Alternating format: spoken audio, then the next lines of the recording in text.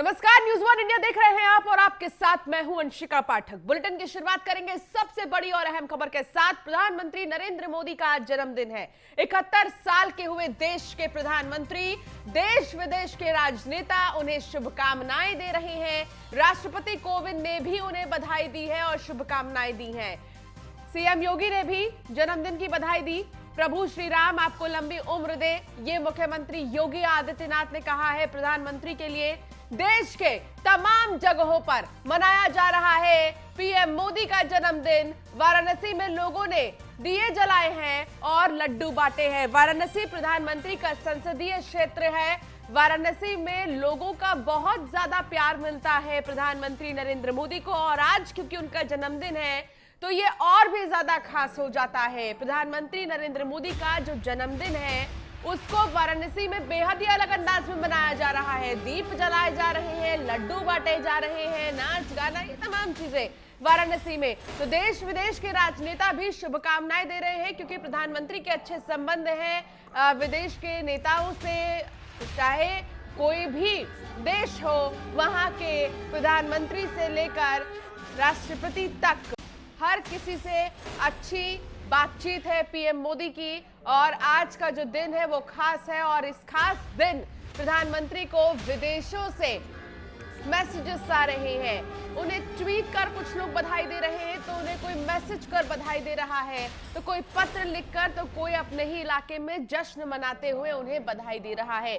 तो प्रधानमंत्री 71 साल के हो गए हैं। एक लंबा सफर प्रधानमंत्री नरेंद्र मोदी, अनुभव उनका बहुत ज्यादा है। राष्ट्रपति रामनाथ कोविंद ने भी प्रधानमंत्री को शुभकामनाएं दी हैं। तो भारत के प्रधानमंत्री श्री @नरेंद्र मोदी को जन्मदिन की हार्दिक बधाई, ये ट्वीट कर बधाई दी है राष्ट्रपति रामनाथ कोविंद ने। मेरी शुभेच्छा है कि आप स्वस्थ रहें और दीर्घायु प्राप्त करें। और साथ ही उन्होंने लिखा है कि अपनी सर्वविदित भावना के साथ राष्ट्र सेवा का कार्य करते रहें। तो 71 के हुए प्रधानमंत्री नरेंद्र मोदी, 71 साल के, और पीएम मोदी को राष्ट्रपति रामनाथ कोविंद ने बधाई दी है जन्मदिन की। और उन्होंने कहा है कि आप इसी तरह जो कार्य कर रहे हैं देश के लिए वो करते रहें।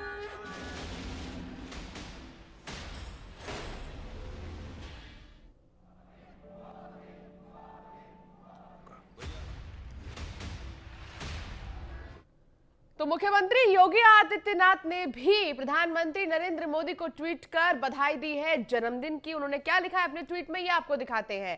अंत्योदय से आत्मनिर्भर भारत की दिव्य संकल्पना को साकार कर रहे यशस्वी प्रधानमंत्री श्री @नरेंद्र मोदी जी को जन्मदिन की हृदय तल से बधाई। प्रभु श्री राम की कृपा से आपको दीर्घायु और उत्तम स्वास्थ्य की प्राप्ति हो। आजीवन मां भारती की सेवा का परम सौभाग्य आपको प्राप्त होता रहे। तो ये ट्वीट मुख्यमंत्री योगी आदित्यनाथ ने किया है। चलिए अब आपको ग्राफिक्स के जरिए बताते हैं प्रधानमंत्री नरेंद्र मोदी की उपलब्धता की। अभी तक प्रधानमंत्री की क्या कुछ बड़ी उपलब्धता है। तो अनुच्छेद 370 का खात्मा कर आतंकवाद पर करारा प्रहार किया है पीएम मोदी ने। और आपको इसके साथ ही बता दें कि पीओके में घुसकर 28 सितंबर 2016 को सेना का सर्जिकल स्ट्राइक कराया गया है। 26 फरवरी 2019 को बालाकोट में एयर स्ट्राइक चुन चुन के बदला लिया गया है। जितने भी आतंकियों ने हमारे जवानों पर प्रहार किया, हमारे जवान जो शहीद हुए हैं, उसका चुन चुन कर बदला लिया गया है। दुनिया की जितनी भी महान देश हैं वहां पर संबंध बनाए हैं उन्होंने। अयोध्या में भव्य राम मंदिर की नींव रखी है। इसके अलावा योगा को अंतरराष्ट्रीय स्तर पर पहचान दिलाई है। प्रधानमंत्री नरेंद्र मोदी ने जन धन योजना के जरिए 33 करोड़ से ज्यादा खाते खोले गए हैं। इसके अलावा उज्ज्वला योजना के तहत लाखों परिवारों तक मुफ्त गैस पहुंचाई गई है ताकि लोग परेशान न हो। अनुच्छेद 370 का खात्मा कर आतंकवाद पर करारा प्रहार भी किया गया है। तो ये प्रधानमंत्री नरेंद्र मोदी की उपलब्धता है। तो डिप्टी सीएम केशव प्रसाद मौर्य ने भी ट्वीट कर पीएम मोदी को बधाई दी है। उन्होंने लिखा है कि एक एक पल मां भारती की सेवा में समर्पित रहने वाले विश्व के सबसे शक्तिशाली नेता देशवासियों, और साथ ही उन्होंने लिखा है कि देशवासियों के हृदय सम्राट तथा हम सभी के प्रेरणा स्रोत और मार्गदर्शक देश के यशस्वी प्रधानमंत्री आदरणीय श्री नरेंद्र मोदी जी को जन्मदिन की हार्दिक बधाई एवं अनंत शुभकामनाएं। तो प्रधानमंत्री मोदी का जलवा देश ही नहीं बल्कि पूरी दुनिया में बरकरार है। साल 2014 में नरेंद्र मोदी के प्रधानमंत्री बनते ही कई ताबड़तोड़ फैसले किए गए। उनमें कुछ ऐसे फैसले हैं जिसके लिए निश्चित तौर पर दृढ़ इच्छा शक्ति और बहुमत चाहिए। प्रधानमंत्री मोदी का तारीफों में कसीदे सिर्फ बीजेपी नेता ही नहीं बल्कि विपक्ष के लोग भी पढ़ते हैं। देखिए रिपोर्ट।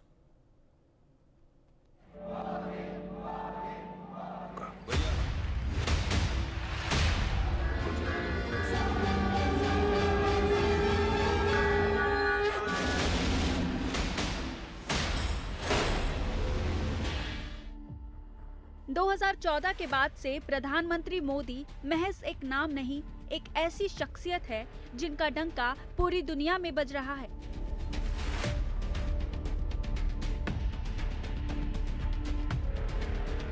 हाल ही में द मॉर्निंग कंसल्ट के सर्वे में नरेंद्र मोदी के आसपास तक भी कोई नहीं पहुंचा है। मोदी दुनिया के सबसे लोकप्रिय नेता है। प्रधानमंत्री मोदी ने अमेरिकन, ब्रिटेन जैसे देशों के नेताओं को पीछे छोड़ दिया है। ये भी कोई महज इत्तेफाक नहीं है, ये प्रधानमंत्री मोदी का जलवा ही है जो पिछले 7 साल से कायम है।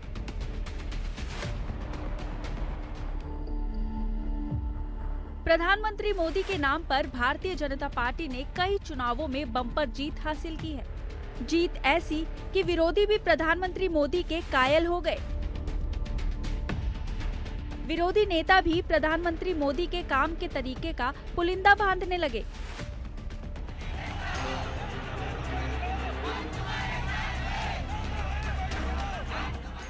ये वो 2 तस्वीरें हैं जो बीजेपी के लिए किसी सपने से कम नहीं है। तस्वीरें दोनों अलग हैं, लेकिन तस्वीरों के भाव और परिणाम एक है। 2014 में अच्छे दिनों के वादे के बदले में देश की जनता ने नरेंद्र मोदी को प्रधानमंत्री बना दिया। प्रधानमंत्री मोदी ने 1-2 बार नहीं बल्कि कई बार देश के लिए कड़े फैसले लिए जो देश के इतिहास के लिए नई इबारत बन गई। 8 नवंबर 2016 की रात्रि को 12 बजे से वर्तमान में जारी 500 रुपए और 1000 रुपए के करेंसी नोट लीगल टेंडर नहीं रहेंगे। ये मुद्राएं कानूनन अमान्य होगी। कोई ऐसे ही टेलीफोन पर 3 तलाक बोल दे और उसकी जिंदगी तबाह हो जाए? क्या मुसलमान बेटियों के हकों की रक्षा होनी चाहिए कि नहीं होनी चाहिए? प्रधानमंत्री मोदी भी इस बात से बेफिक्र रहते हैं कि जिस राह पे वो चल रहे हैं वो कहां जाएगी और क्या नतीजे मिलेंगे। फिर चाहे वो कश्मीर से अलगाववाद खत्म करना हो। प्रधानमंत्री मोदी ने एक-एक कर आतंकवाद की कमर तोड़ दी है।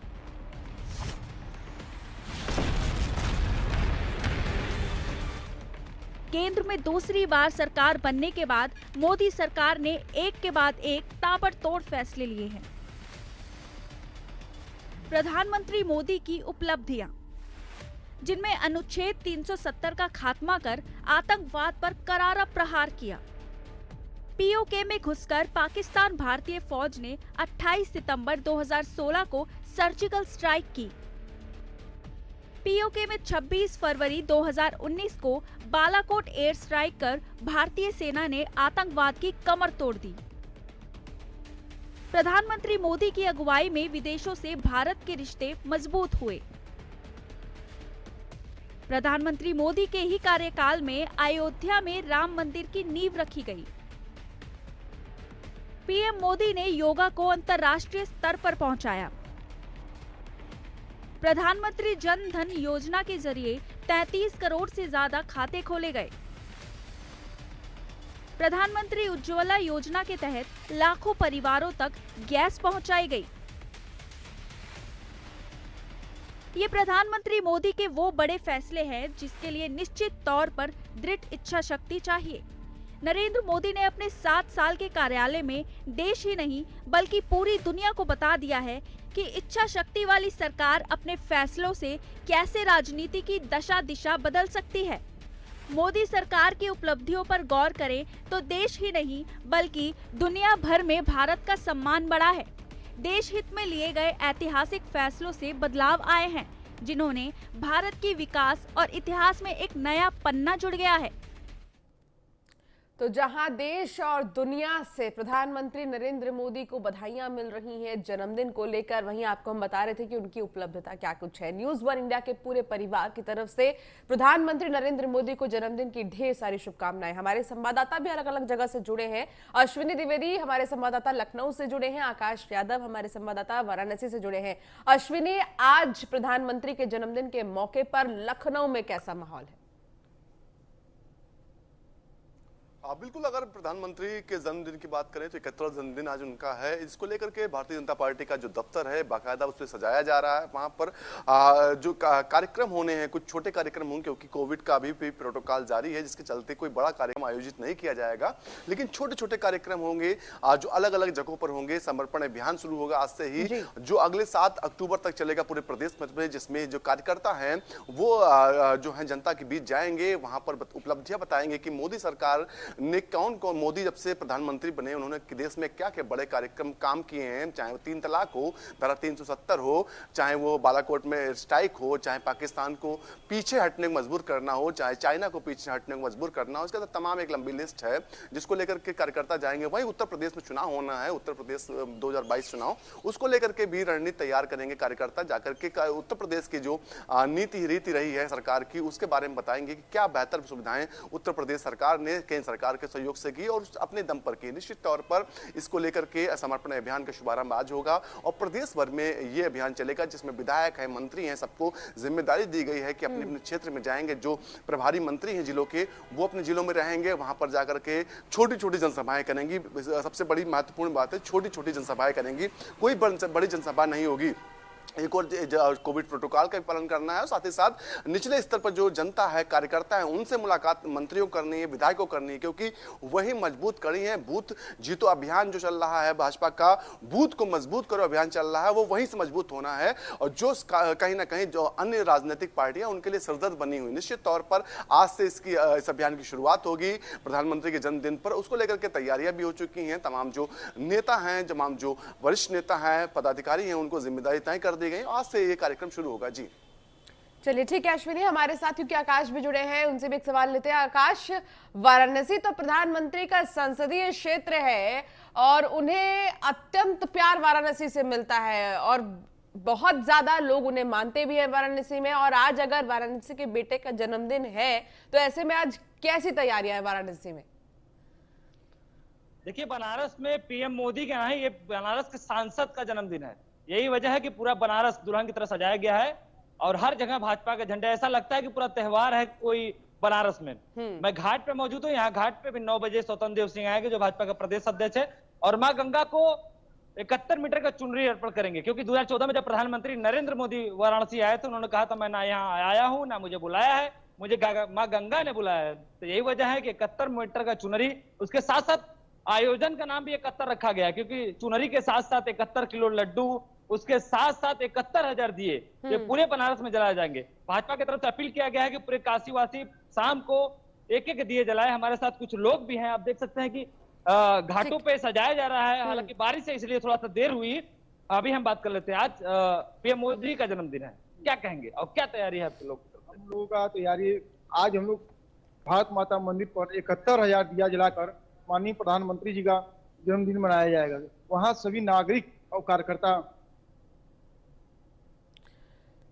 चलिए आकाश, बहुत शुक्रिया इस तमाम जानकारी और बातचीत के लिए। तस्वीर आप बहुत ही महत्वपूर्ण दिखा रहे थे कि कैसी तैयारी वहां की गई है, लेकिन फिलहाल आपको एक और तस्वीर हम दिखा रहे हैं कि आखिर कैसे प्रधानमंत्री नरेंद्र मोदी के जन्मदिन को लेकर तैयारियां जोरों पर हैं और फिर 71,000 दिए वाराणसी में जलाए जाएंगे, जो कि बहुत बड़ी बात है। और ये कह दिया गया है कि हर कोई एक एक दिया जलाए, 71,000 दिए, क्योंकि प्रधानमंत्री 71 साल के हो गए हैं और उनके जन्मदिन के इस खास मौके पर तमाम कार्यक्रमों का आयोजन किया जाएगा। आपको और भी तस्वीर दिखा रहे हैं कि कैसे पीएम मोदी का जन्मदिन मनाया जा रहा है। केक काट रहे हैं लोग अपने अपने घरों में, तो कोई अपने दफ्तर में, तो कोई सड़कों पर ही जश्न मना रहा है। टेंट लगाकर बकायदा प्रधानमंत्री का जन्मदिन मनाया जा रहा है, क्योंकि प्रधानमंत्री हर किसी के चहेते हैं और फिर हर कोई उनके कार्यों को सराह रहा है और ऐसे में उनके जन्मदिन को बहुत ज्यादा खास बनाने की कोशिश।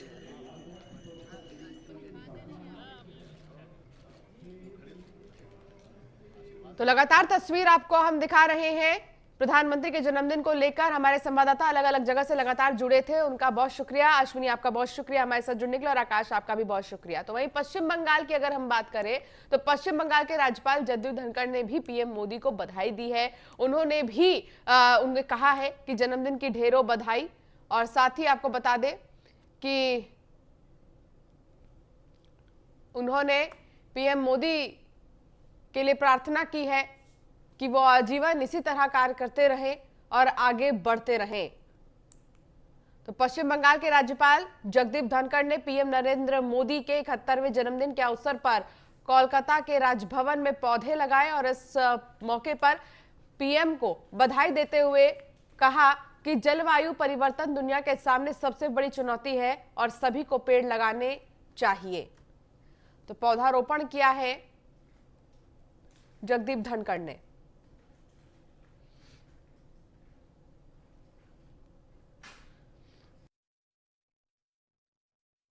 बहुत लोगों ने मुझे कहा इतना प्रत्यय क्यों, किसान का बेटा हूं, अंदाजा लगाइए वो किसान आधी रात को अपनी फसलों को पानी देता है, रात भर काम करता है।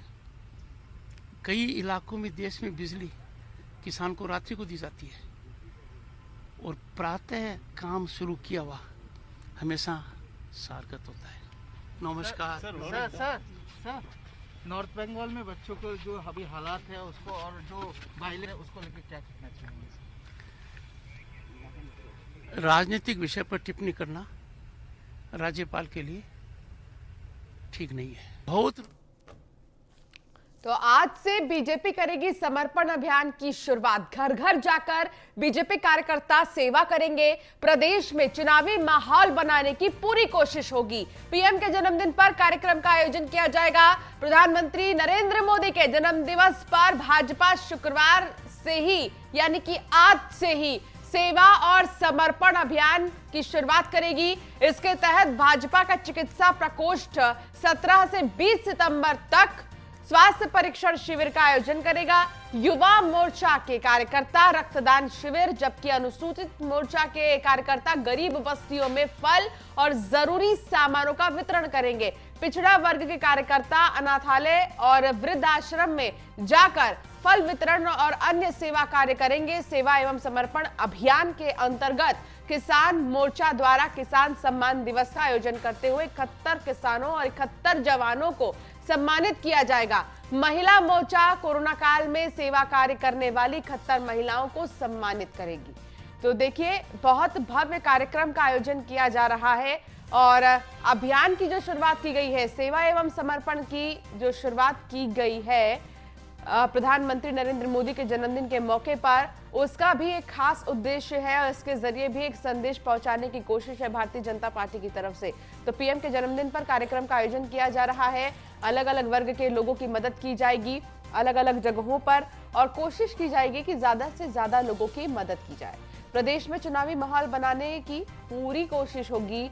जन्मदिन का अवसर है एक तो, और दूसरी तरफ चुनाव भी नजदीक है, तो दोनों को ही ध्यान में रखते हुए कार्यक्रमों का आयोजन किया जा रहा है। आज से बीजेपी समर्पण अभियान की शुरुआत करेगी, जिसमें कि अलग अलग वर्ग के लोगों की मदद की जाएगी। घर घर जाकर बीजेपी कार्यकर्ता सेवा करेंगे जनता की। प्रदेश में चुनावी माहौल बनाने की पूरी कोशिश होगी। घर घर जाकर कार्यकर्ता सेवा करेंगे।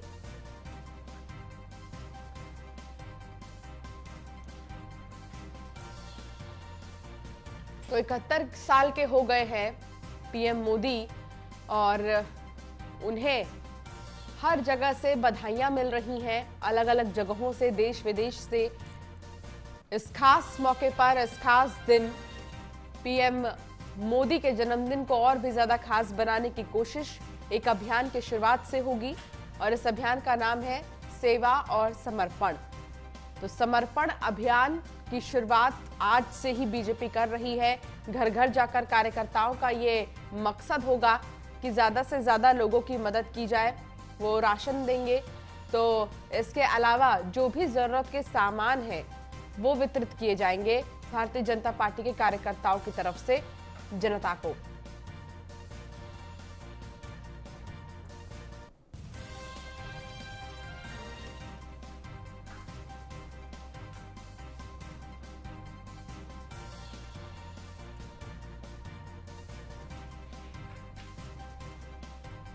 तो पीएम मोदी के जन्मदिन के मौके पर कार्यक्रम का आयोजन किया जाना है और इस कार्यक्रम में आपको बता दें कि घर घर जाकर बीजेपी कार्यकर्ता लोगों की मदद करेंगे।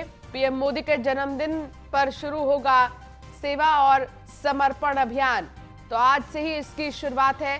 प्रधानमंत्री नरेंद्र मोदी का जन्मदिन आज है और देश भर से जो बधाइयां हैं वो पीएम मोदी को मिल रही हैं। कार्यकर्ता आज मनाएंगे इनका जन्मदिन। वैसे तो पार्टी इस दिन से शुरू करके सप्ताह भर तक सेवा सप्ताह के रूप में मानकर तमाम आयोजन हर साल करती रही है, लेकिन इस बार का जन्मदिन इसलिए खास है क्योंकि इस साल पीएम मोदी सार्वजनिक जीवन के 20 साल पूरे कर रहे हैं।